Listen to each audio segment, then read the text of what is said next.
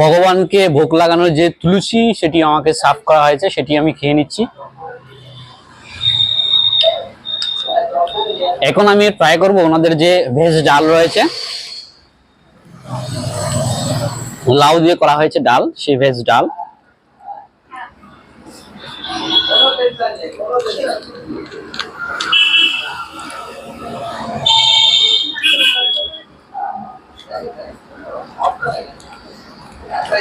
একবারে লবণ স্বাদ, নিজের ঘরের মতো। নিজের ঘরে মা বোনরা যেভাবে রান্না করে ঠিক সেইভাবেই রান্না করা হয়েছে।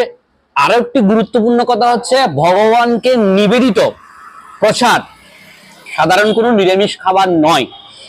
তো এই পর্যায়ে যাব, ওনাদের যে আম চাটনি হয়েছে আমের, সেটিতে যাচ্ছি।